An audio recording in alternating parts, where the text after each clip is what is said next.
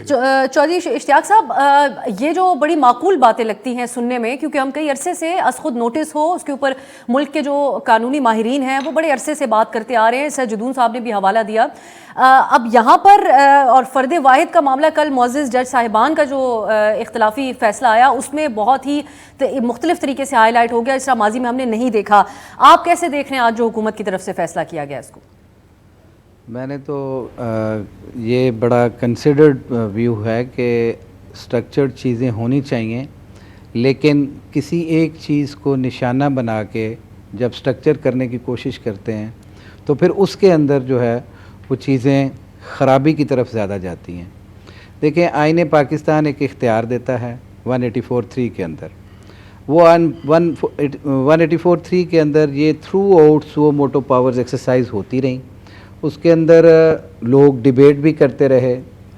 Pakistan bar council ने भी आज से 4-5 साल पहले ये कहा था कि सुप्रीम कोर्ट की फुल कोर्ट बैठ के इसके कोई रूल्स बना ले। ये प्रेरोगेटिव है सुप्रीम कोर्ट का, ये पार्लियामेंट का प्रेरोगेटिव इसलिए नहीं है कि आइन के अंदर इसकी गुंजाइश मौजूद नहीं थी, क्योंकि आइन के अंदर एक वाज़े सुप्रीम कोर्ट का एक स्ट्रक्चर है। उस स्ट्रक्चर के अंदर सुप्रीम कोर्ट रूल्स जो हैं वो एप्लीकेबल हैं।